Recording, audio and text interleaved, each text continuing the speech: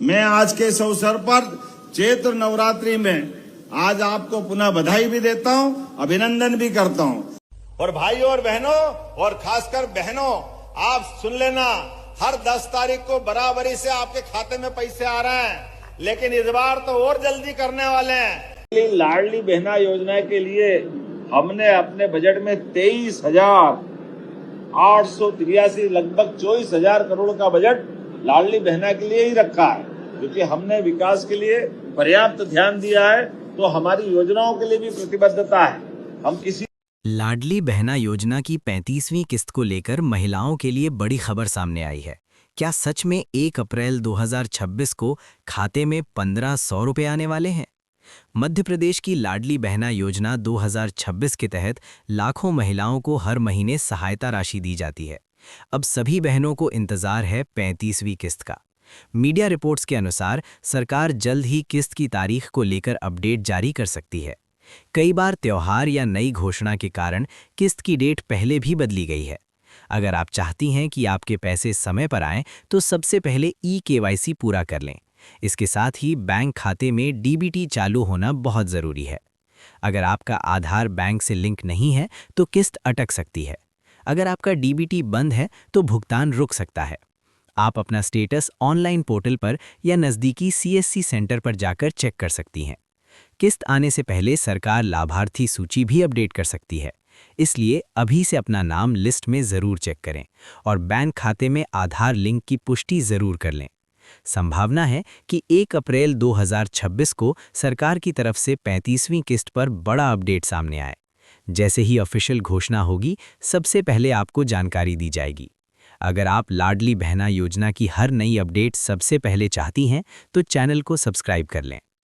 और माता बहनों के लिए हमारी सरकार जब से बनी है, हमने कहा लाडली बहनों के लिए हमारी पूरी सरकार आपको प्रणाम करती है, आपकी योजना के साथ रहती। पूरे प्रदेश के अंदर 25,000 स्थान पर सिंगल क्लिक के माध्यम से सबकी पंचायतों में भी सरपंच बहनें हैं। यहाँ पे ध्यान रखना, अपने अपने स्थान पर सब लाडली बहनों को बुलाना और रक्षाबंधन का कार्यक्रम करना।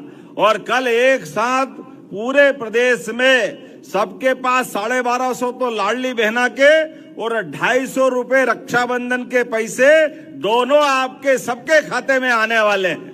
बहनें और भाई सब हैं यहाँ। अपने द्वारा घर के अंदर आने वाले पैसे का दरवाजा बड़ा करना, जितना आ सकता जरूर लाओ, लेकिन जाने का रास्ता छोटा करना। बहन तो क्या, भाइयों के लिए भी ये जो उद्योगों की मालिका बन रही है, ये लाडले भाइयों के लिए भी है। अपने आप के लिए भी ताली बजा दो। भाई और बहन सबका आनंद होना चाहिए। कि किसानों को अगर पानी मिल जाए खेती करने के लिए, तो अपने आप फसल सोने की हो जाती है। और ऐसे में हमने निर्णय किया है, किसानों की समृद्धि के लिए कोई कोर कसर बाकी नहीं रहने देंगे। जो होगा वो सब करेंगे।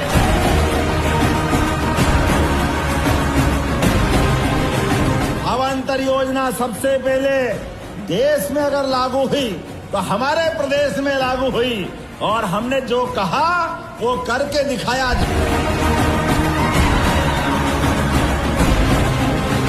मुझे खुशी है, आज के 200 करोड़ से ज्यादा मिलाकर के लगभग 1,500 करोड़ की राशि किसानों के खाते में देकर आपको बधाई दे रहा हूं। अभी हम 2 कानून और अगले सत्र तक लाने वाले हैं। एक कानून है सीड एक्ट, मतलब बीज का कानून।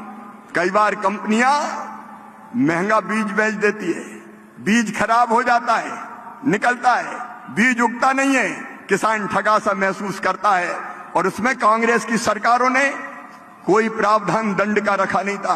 किसान भाइयों, जो किसान को ठगेंगे वो बचेंगे नहीं, कड़ा दंड पाएंगे। कड़े दंड का कानून हम लेके आने वाले हैं, ताकि बेईमान कंपनियों को हम कंट्रोल में रख सकें और दामों पर भी काबू रख सकें।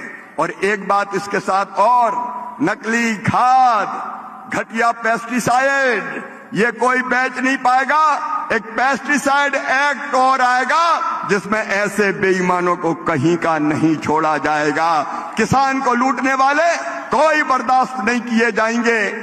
कि हमारी माननीय मोदी जी की सरकार ने उस निर्णय का भी परिपालन 40 साल बाद वापस रूप में कराया, जो कई बहनों के सावन का महीना है। जब हम अपनी लाडली बहनों की बात करते हैं तो मुस्लिम बहनों की जिंदगी भी अच्छी होना चाहिए। जोरदार अभिनंदन करें इस दौर के नाते से कि लोकतंत्र में मुस्लिम बहनों की जिंदगी भी अपने वर्तमान की भारतीय संस्कृति के हिसाब से उनकी सुख सुविधा के, उनके जीवन की चिंता करें।